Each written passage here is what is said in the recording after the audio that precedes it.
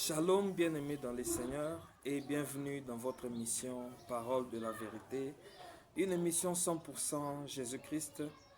Que le Seigneur vous bénisse, que le Seigneur vous multiplie ses faveurs, que le Seigneur vous fasse énormément du bien au nom de Jésus-Christ de Nazareth.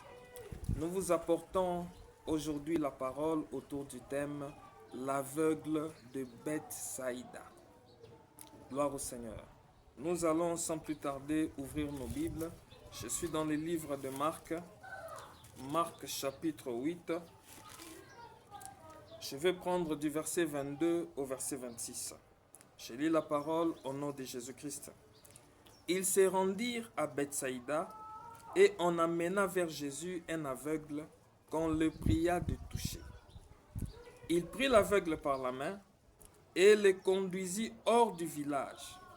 Puis il mit de la salive sur ses yeux, lui imposa les mains et lui demanda s'il voyait quelque chose. Il regarda et dit, « J'aperçois les hommes, mais j'en vois comme des arbres et qui marchent. » Jésus lui mit de nouveau les mains sur les yeux, et quand l'aveugle regarda fixement, il fut guéri et vit tout distinctement. Alors Jésus les renvoya dans sa maison en disant, « N'entre pas au village. » Gloire au Seigneur Jésus-Christ.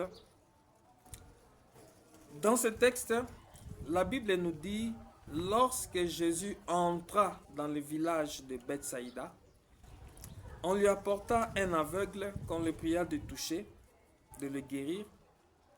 Au lieu de le guérir directement, l'Écriture me dit que Jésus le prit par la main et l'amena en dehors de la ville. Pourquoi Jésus ne l'a pas guéri directement? Pourquoi Jésus l'a amené en dehors de la ville alors qu'on le lui a amené pour qu'il le guérisse? La réponse à cette question, nous la trouvons dans Matthieu chapitre 11. Matthieu chapitre 11, je prends le verset 20 à 21. Écoutez ce que le Seigneur dit dans ce texte. Matthieu 11, 20 à 21. Alors, il s'est mis à faire des reproches aux villes dans lesquelles avaient eu lieu la plupart de ces miracles, parce qu'elles ne s'étaient pas repenties. Malheur à toi, Chorazine.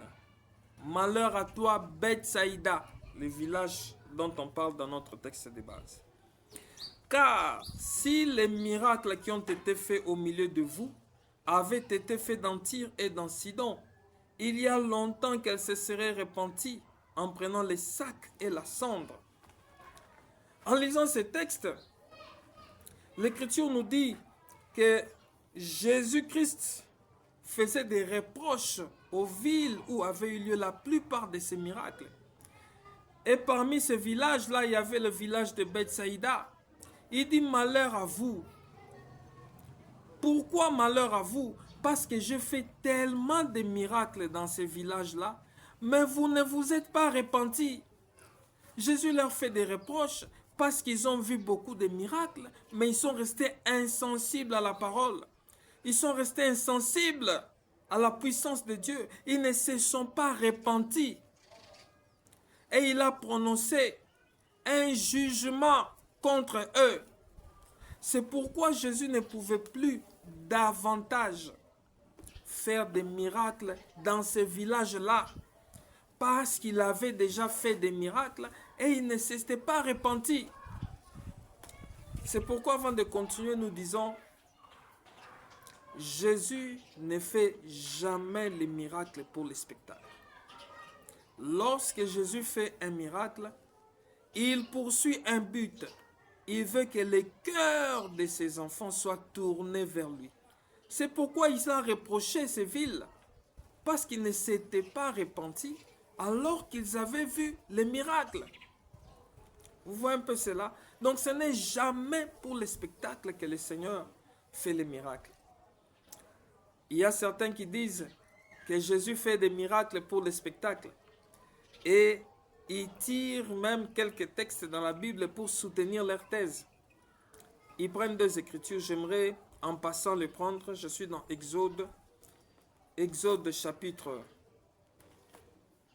20. Exode chapitre 20. Exode chapitre 20, je prends le verset 18. Voilà le texte qu'ils prennent. Tous les peuples entendaient les coups de tonnerre et les sons de la trompette. Ils voyaient les flammes de la montagne fumante. À ces spectacles, le peuple tremblait et se tenait dans l'éloignement.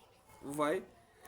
Ils disent que lorsque le Seigneur s'est présenté à Sinaï pour parler à son peuple, il y avait des tonnerres, il y avait de la fumée, il y avait des flammes de feu. Et l'Écriture dit, à ces spectacles, le peuple tremblait et se tenait dans l'étonnement. Puisque l'Écriture dit ici, à ces spectacles, alors ils ont conclu que le Seigneur a fait les miracles pour les spectacles. C'est faux et archi faux. Déjà, ce mot spectacle ici n'a pas le sens de divertissement. Non. Ce mot ici n'a pas le sens de divertissement. Mais ce mot peut être compris comme à la vue de ce qui se passe. À cette vue d'ensemble, le peuple tremblait et se tenait dans l'éloignement. Quand le peuple voyait les tonnerres, quand le peuple voyait la fumée, le feu, à cette vue, il tremblait. Vous voyez, il ne s'agit pas de divertissement ici. Et quand vous lisez le texte, vous descendez au verset 20, Moïse va expliquer clairement au peuple la raison même de la venue du Seigneur. Et vous comprendrez que ce n'était pas pour le spectacle.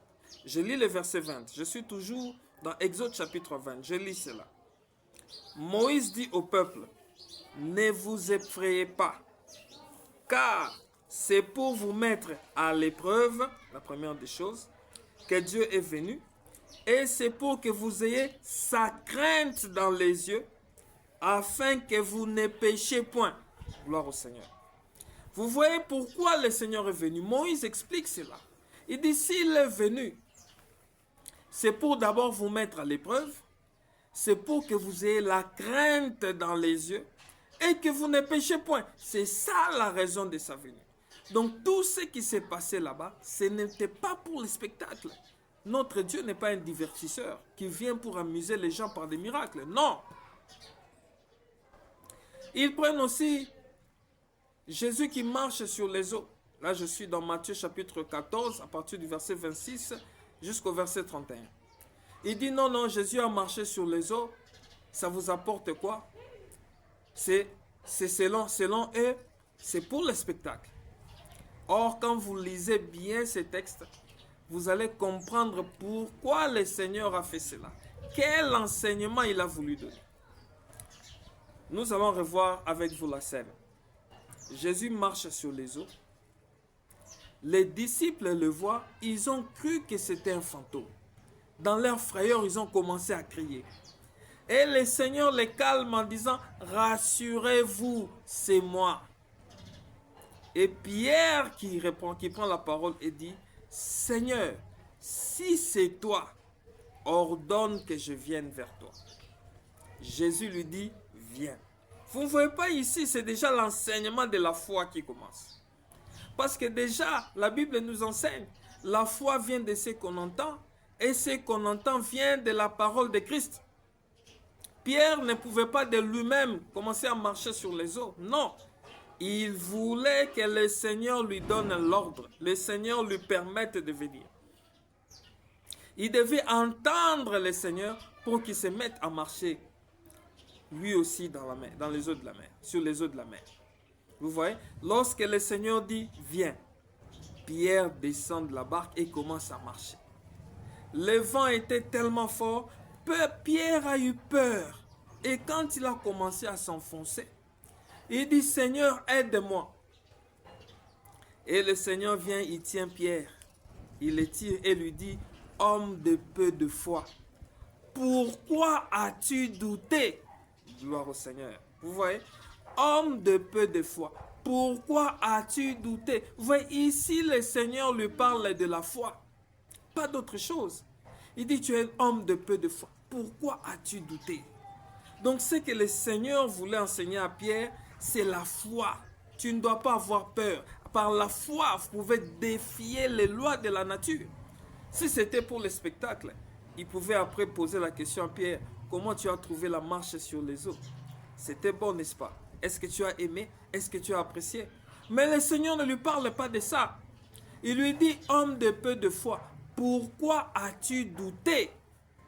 C'est que l'enseignement que le Seigneur poursuivait, c'était l'enseignement de la foi. C'est pourquoi nous disons que le Seigneur ne fait pas de miracles pour le divertissement. Jamais. Il ne le fait pas pour le spectacle, mais il le fait pour que le cœur de son peuple soit tourné vers lui. C'est pourquoi il a blâmé les gens des villes où il avait fait la plupart de ces miracles parce qu'ils ne s'étaient pas repentis. Gloire au Seigneur. Quand nous revenons dans notre texte de base, dans Marc chapitre 8, vous remarquerez une chose, que le Seigneur est entré dans cette ville-là uniquement, je dis bien uniquement, pour guérir cet aveugle. Uniquement. Il est entré pour lui. Parce que lorsque le Seigneur est entré dans la ville, dans ce village, on lui a apporté l'aveugle pour qu'il le guérisse. Le Seigneur le tient par la main et l'amène en dehors de ce village-là. Le Seigneur le guérit. Après l'avoir guéri, il lui dit, ne rentre plus dans ce village-là. Et à partir du verset 27, l'Écriture nous dit que Jésus s'en alla avec ses disciples dans le village de Césarée de Philippe. C'est que même Jésus lui-même n'est plus rentré dans ce village-là. Après avoir guéri cet homme, il est parti. C'est que dans ce village-là, le Seigneur était entré uniquement pour guérir cet aveugle. C'est pourquoi nous disons qu'une âme a de la valeur pour le Seigneur. Une âme a une grande valeur pour le Seigneur. Le Seigneur s'est déplacé uniquement pour cet homme. C'est pourquoi j'aimerais te dire à toi qui m'écoutes, tu as une grande valeur pour le Seigneur. Le Seigneur te connaît par ton nom et le Seigneur t'aime. Peu importe ce qui peut se passer, peu importe les difficultés que tu peux traverser, sache que le Seigneur te connaît. Et au temps marqué par lui-même, il te visitera. Même si tu n'as personne sur cette terre des hommes, j'aimerais seulement t'informer qu'au ciel, tu as quelqu'un. Et c'est le Seigneur Jésus-Christ. Il a beaucoup d'amour pour toi. Il t'aime tellement.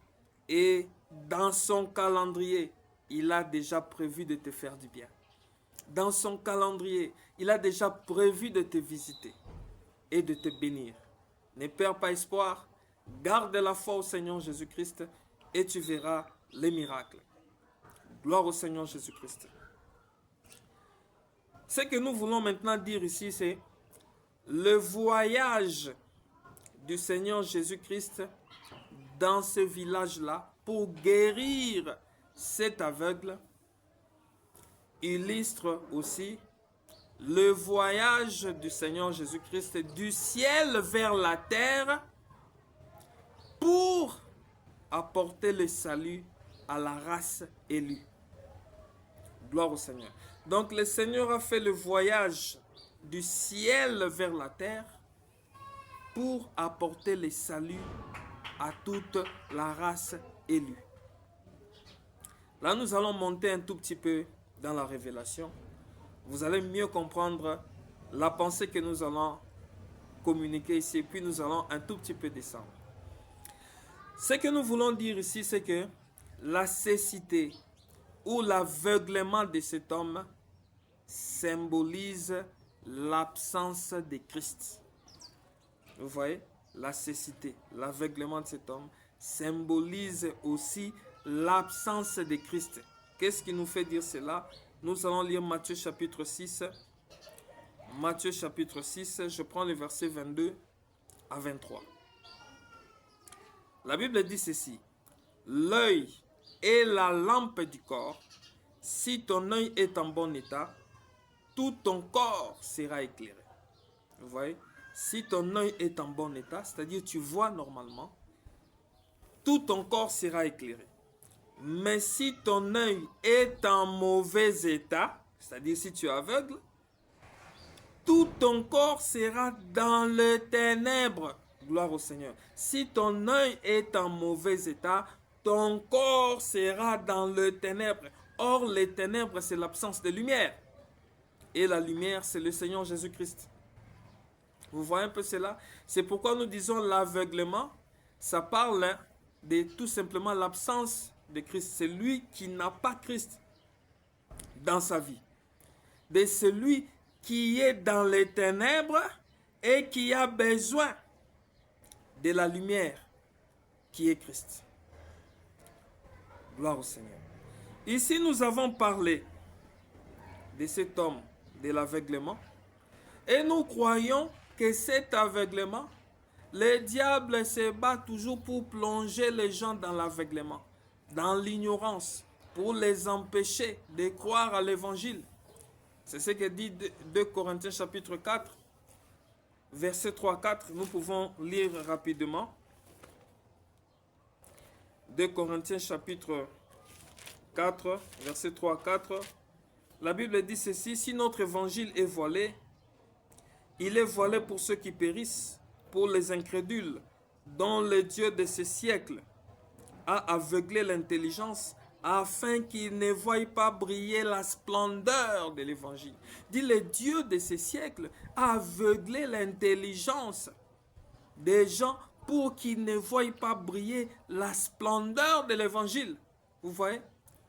Cet aveuglement-là, le diable veut l'entretenir, veut le maintenir pour empêcher les gens de vivre les saluts, d'obtenir les saluts, de voir la splendeur de l'évangile de Christ. Mais remarquez, lorsque le Seigneur prend l'aveugle, l'amène en dehors de la ville, et puis après, qu'est-ce que le Seigneur fait? Il applique la salive sur les yeux de cet homme. Que symbolise la salive? Cela dit, nous allons monter encore un peu. Que symbolise la salive? Je suis dans 1 Samuel chapitre 21. Nous allons comprendre la salive. 1 Samuel chapitre 21. 1 Samuel chapitre 21, je prends le verset 12 à 15, puis nous allons expliquer. David prit à cœur ces paroles, et il eut une grande crainte d'Achish, roi de Gath. Il se montra comme un fou à leurs yeux, et fit devant eux des extravagances. Il faisait des marques sur les battants des portes, et il faisait couler sa salive sur sa barbe. Achish dit à ses serviteurs: vous voyez bien que cet homme a perdu la raison. Pourquoi me l'amenez-vous? Est-ce que je manque de fou pour que vous m'ameniez celui-ci et me rendiez témoin de ses extravagances? Faut-il qu'il entre dans ma maison? Achish, c'est le roi de Gath, des Philistins. Lorsque David, pour la petite histoire, lorsque David fouillait Saoul qui voulait le tuer, David est allé se cacher dans le pays des Philistins.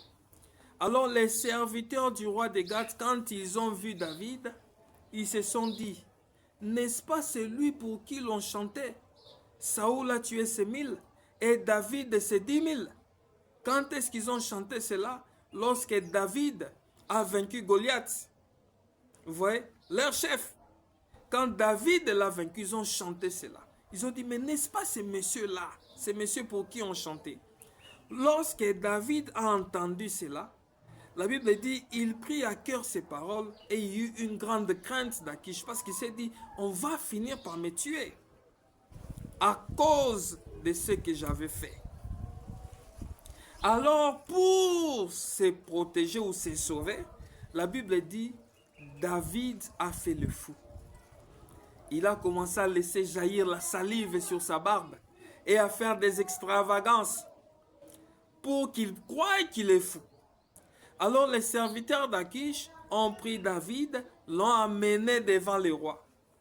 Et lorsque Achish a vu David, il a vu que David était en train de faire jaillir la salive dans sa bouche. Mais ils ont dit, mais pourquoi m'amenez-vous un fou? Pourquoi m'amenez-vous un fou? Donc la salive pour Achish qui voyait David verser la salive, pour Achish, David était un fou.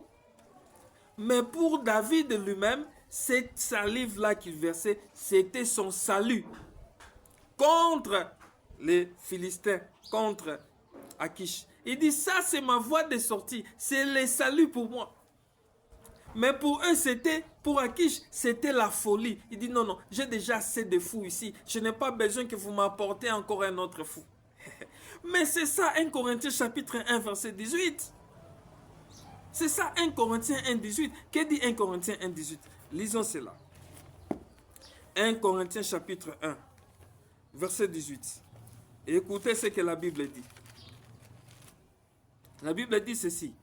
Car la prédication de la foi est une folie pour ceux qui périssent. Pour Achish, c'est une folie. Mais pour nous qui sommes sauvés, pour David, elle est une puissance de Dieu. Vous voyez, donc Achish, David qui versait la salive qui sortait de sa bouche, pour Achish, c'était la folie. Mais pour David, c'était son salut. C'était ça qui allait le sauver. Et Achish a dit non, non, non, non, non, laissez-le partir. Vous voyez, c'est pour dire que la salive qui sort de la bouche du Seigneur symbolise la prédication de la foi. La prédication de la foi qui est une folie pour ceux qui périssent. Mais pour nous qui croyons, c'est le salut, c'est la puissance de Dieu. Gloire au Seigneur Jésus-Christ. C'est la puissance de Dieu. Et s'il a appliqué sur les yeux qui symbolisaient l'aveuglement, qui symbolisait l'absence de la lumière, l'absence de Christ, c'est pour que la prédication de la foi puisse apporter la lumière, le salut. Parce que lorsque l'on écoute et on croit à la prédication de la foi, la prédication de la croix, nous recevons le salut, nous recevons la lumière qui est Christ. Gloire soit rendue à notre Seigneur et Sauveur Jésus-Christ. J'aimerais ajouter quelque chose de très important avant de chuter et de clôturer. L'écriture de Marc chapitre 8, vous remarquerez que dans cette écriture, le Seigneur Jésus-Christ a opéré la guérison en 2 étapes. Il a opéré la guérison en 2 étapes. Suivez-moi très bien. Nous allons essayer de comprendre les 2 étapes de cette guérison. Il a d'abord prié pour la première fois. L'homme, l'aveugle a dit, je vois des hommes, mais comme des arbres et qui marchent. Donc, c'est-à-dire qu'il ne voyait pas distinctement. Gloire au Seigneur. Et Jésus le toucha de nouveau. Ce n'est qu'après qu'il vit clairement. Ces 2 étapes de la guérison symbolisent aussi l'œuvre de Dieu dans la vie de l'homme en 2 temps prophétiques différents. Vous voyez? L'œuvre de Dieu dans la vie de l'homme en 2 temps prophétiques différents. Premièrement, ça symbolise le temps de la loi. Gloire au Seigneur. Le temps de la loi. Parce que Dieu s'est manifesté pour la première fois à travers la loi. Lorsque Dieu s'est manifesté à son peuple à travers la loi, le peuple n'a pas bien compris la pensée de la loi. C'est pourquoi lorsque le Seigneur parle de l'agneau pour le pardon des péchés, ils sont allés chercher l'agneau dans leur bétail pour le présenter au Seigneur afin d'obtenir le pardon. Alors que dans la pensée de Dieu, l'agneau dont parlait la loi, c'est le Seigneur Jésus-Christ. C'est pourquoi Jean-Baptiste, dans Jean chapitre 1, verset 29, lorsqu'il voit le Seigneur, il le présente comme l'agneau de Dieu qui ôte les péchés du monde. Vous voyez? Donc le peuple, lorsque Dieu a parlé de l'agneau, ils ont vu l'agneau qui était dans leur bétail. Leur vue n'était pas claire. Ils ont vu l'agneau dans leur bétail, alors que Dieu parlait plutôt du véritable agneau qui est Christ. C'est pourquoi nous disons que au temps de la loi, la vue n'était pas claire, la vision n'était pas claire. L'homme dit, je vois des hommes comme des arbres. Il voit des hommes comme des arbres. C'est-à-dire que la vision n'est pas claire. La vision n'est pas distincte. Les hommes sont comme les arbres. Gloire au Seigneur Jésus. Or, l'homme, en réalité, l'homme, c'est Christ. C'est Christ. Parce que lorsque Pilate présente le Christ, il dit, voici l'homme. L'homme, c'est Christ. Et même l'arbre aussi, ça symbolise toujours Christ. Mais dans l'ombre. Vous voyez? Parce que Jésus dit dans Jean chapitre 15, je suis le cep.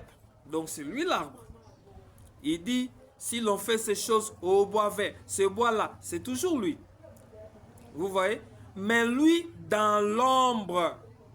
Or, c'est la réalité qui sauve. L'ombre ne sauve pas, mais c'est la réalité qui sauve.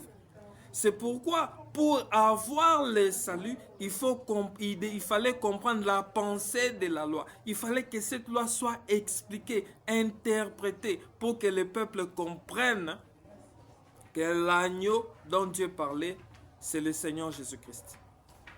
Gloire au Seigneur. Ça, c'est le premier temps. Deuxièmement, c'est le temps de la grâce. Ok? L'œuvre de Dieu se manifeste aussi au temps de la grâce. Parce qu'au temps de la grâce, Dieu a commencé à visiter son peuple lors de l'effusion du Saint-Esprit. Lorsque le Saint-Esprit vient, il vient pour expliquer, interpréter la loi pour que nous comprenions la pensée véritable du Seigneur. C'est pourquoi le Seigneur, lorsqu'il était encore avec les disciples, il leur dit, j'ai tellement de choses à vous dire, mais vous ne saurez pas les porter. Lorsque le Saint-Esprit viendra, il vous annoncera toutes choses et vous rappellera ce que je vous ai enseigné. C'est-à-dire, il rendra plus clair l'enseignement que je vous ai donné. Il viendra expliquer cela pour que vous compreniez la pensée de Dieu. Donc, au temps actuel, au temps du Saint-Esprit, la pensée de Dieu est clairement présentée parce que l'Esprit interprète la parole. Pour comprendre encore cela, il y a un nombre que j'aimerais qu'on lise. Je suis dans Luc chapitre 24. Luc chapitre 24, je prends le verset 30 à 31. Écoutez. Pendant qu'ils étaient à table, qui était à table? Le Seigneur Jésus-Christ, avec les disciples d'Emmaüs. Pendant qu'il était à table avec eux, il prit le pain, et après avoir rendu grâce, il le rompit et le leur donna. Alors leurs yeux s'ouvrirent et ils le reconnurent, mais il est disparu. Qu'est-ce qui s'est passé ici? Les disciples d'Emmaüs marchaient avec le Seigneur, mais ils ne savaient pas qu'ils marchaient avec le Seigneur. C'était après sa résurrection. Ils ne savaient pas. Mais lorsqu'ils sont arrivés, quelque part, ils sont assis à table, le Seigneur a pris le pain. Tant que le pain était entier, ils ne le reconnaissaient toujours pas. Il a pris le pain, il le rompit et puis il leur donna. Lorsqu'il leur donna, la Bible dit, les yeux s'ouvrirent et ils comprirent que c'était le Seigneur. Gloire au Seigneur. Le pain, c'est la parole. Lorsque le pain est rompu, c'est la parole qui est interprétée, qui est expliquée. Vous voyez, ce n'est que lorsque la parole est interprétée, la parole est expliquée, que les yeux du peuple s'ouvrent. que l'explication arrive, que l'on comprend clairement les choses, que l'on peut reconnaître maintenant le Seigneur. Parce qu'il était là, il ne les reconnaissait pas. Mais lorsque seulement le pain est rompu, c'est lorsqu'on te révèle la parole, lorsqu'on interprète la parole, tu identifies clairement le Seigneur. Tu vois clairement et distinctement. Gloire soit rendue à Dieu. Et pour chuter, parce que il s'est fait déjà 30 minutes, pour chuter, nous disons ceci, que lorsque le Seigneur est venu en ce monde, c'est pour apporter le salut, pour apporter la vie au peuple, pour leur ouvrir les yeux, pour qu'ils voient, ouvrir les yeux du peuple. Et après avoir accompli cette mission, après avoir accompli, achevé sa mission, il est parti. Il nous a donné la mission de continuer l'œuvre qu'il avait commencée. Le dernier texte que j'aimerais qu'on lise, c'est Actes chapitre 26. Nous allons prendre à partir du verset 17. Vous allez comprendre la mission qu'il nous a laissée. 26, je prends à partir du verset 17. Là, Jésus s'adresse à l'apôtre Paul. J'étais choisi du milieu de ce peuple et du milieu des païens vers qui je t'envoie. Écoutez le verset 18. Afin que tu leur ouvres les yeux. Vous voyez? Afin que tu leur ouvres les yeux. La mission de Paul, c'était d'ouvrir les yeux du peuple. Comme le Seigneur l'avait fait. Maintenant, on explique ouvrir les yeux ici.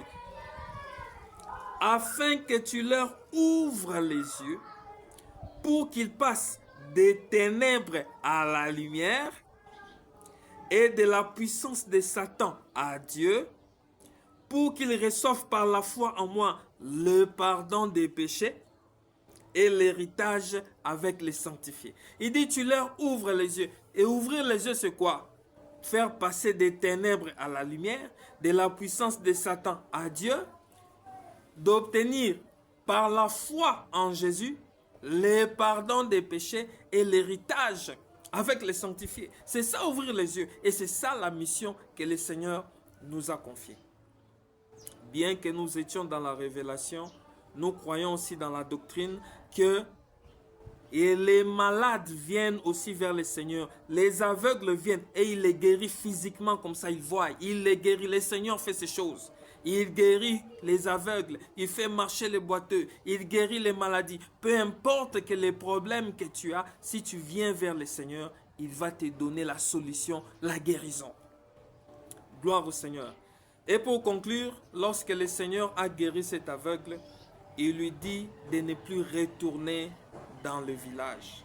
Lorsque tu vois, tu viens vers le Seigneur, tu reçois la lumière du Seigneur par la prédication de la foi, ne retourne plus dans ta vie ancienne, dans la vie de péché, ne retourne plus dans le monde, vis la parole, pratique la parole et le Seigneur te bénira. Que la gloire revienne à Dieu, que Dieu vous bénisse. Partagez la vidéo. Ciao, merci, bye.